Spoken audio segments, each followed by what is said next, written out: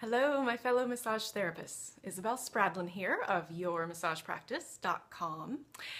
And I wanted to jump in with this short little video today because it's something that's kind of been on my mind about what I've been hearing in some of the massage therapist groups, and something that I have experienced through the course of my almost 11 years in full-time private practice. And it's this issue of risk. And specifically talking about the risks involved in building a private massage practice. For some people, when I say the word risk, they immediately think of the risk of getting sued by a client. Sure, that's a risk, but that's why we have insurance, right? Hopefully very good insurance. So I feel like that's sort of a known quantity. But when we're talking about really growing a practice, when you're really ready to commit to growing your practice, there's this whole other sort of nebulous ball of messy risk that we have to grapple with if we're really going to grow, right? If we're really going to build the practice that we want for the long term, and no longer feeling like we're constantly scrabbling for new clients, or that we're constantly on that treadmill of having to find new clients because we're not retaining well enough, or we're not sort of embedded enough in our communities in terms of having really solid referral partners, or we're not managing our money very well. You know, like there's a million things that you not a million, there's a number of things that you have to keep an eye on as a business owner. And one of the things that we have to learn how to do that is really uncomfortable for many people is we have to learn how to take risks. You have to learn how to assess what if I take this risk. And usually the vast majority of the time, and what I've been hearing from folks lately, is that this is almost always put in terms of money. I can't spend that money, I don't have that money, things like that as you're growing your business. And the reality is that we have to learn how to assess what risks to take when it comes to money. Because of course, it doesn't always happen that we sign up for a program and then it actually helps our business, so that we're putting money and time and energy at risk in order to do something that maybe in the end doesn't pay off. I have definitely been there. I've done that. I've spent money. I talked about in our membership blog post earlier today, I talked about, how I at one point spent $1,000 on a single coaching call. It was a group Q&A call that was where no one was allowed to ask a question. It was unbelievable. And it was completely useless to me, except it helped show me that I was willing to take risk. I was willing to think outside of the box.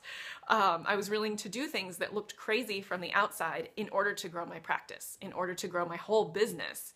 And so it was useful for me in that regard, but I've become much more judicious about what risks I take with that amount of money, or with any amount of money in my practice, because of that experience. Honestly, I also think that helps to inform what I give to my students in my programs, because I absolutely do not ever want to be in the position of charging people any amount of money for something that is useless. Like, that's just not in my value system. I won't do it. I always want to over-deliver. So I learned a lot from that experience, but the reality is I had to borrow $400 from my mother in order to do that, in order to pay that $1,000 for that useless phone call. And I had no money. At that point, my practice was still building, so I knew I still had clients scheduled throughout the rest of that week that would put money back in my bank account again. But, in a time when I was not flush with cash, that was a big risk that I took, and it didn't work out. And it didn't stop me from continuing. So what it did was it taught me how to assess those risks better. I didn't stop taking risks. I didn't stop doing things, learning things, going into programs, or working with teachers who I thought could help me, or getting into groups, maybe networking groups, things like that. I didn't let that experience of a bad risk stop me from taking risks in the future. It just really informed how I took those risks in the future. It really made me step back and learn more about how to assess, okay, if I do spend this $1,000 on this networking group or this other opportunity, what is that really going to do for me? How do I foresee myself engaging with that in a way that really drives the growth of my business? And that's the skill that we have to learn.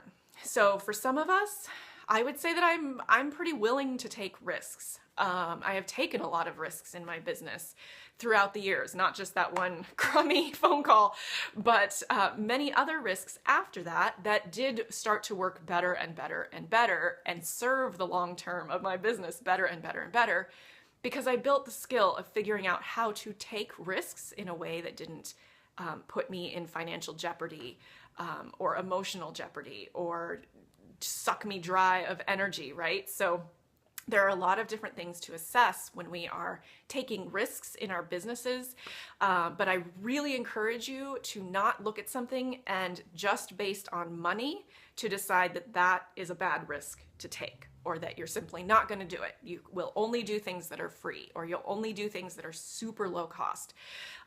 There are times and places for that, absolutely.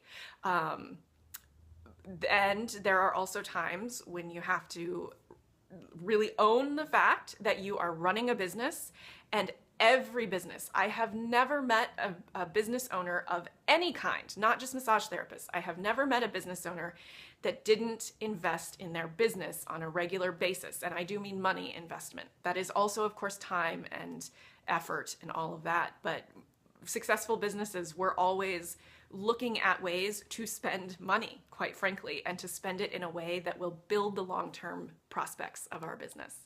So I want you as a practice owner, as a business owner, to start really thinking about that. Don't get caught in the cycle of that costs money, so I'm not going to do that. I did that for a while, and it does not get you very far. And it makes you want to tear your hair out and quit. And I don't want that for you. I want you to have a full, thriving practice. And getting our arms around this risk issue is a big one. It can really, really help. So this is going on to the blog at yourmassagepractice.com. If you have questions, thoughts, please put them in the comments in that blog post. I'll put a little link to it below. And it's so great to be here with you all. So hopefully I'll see you soon. Okay, bye.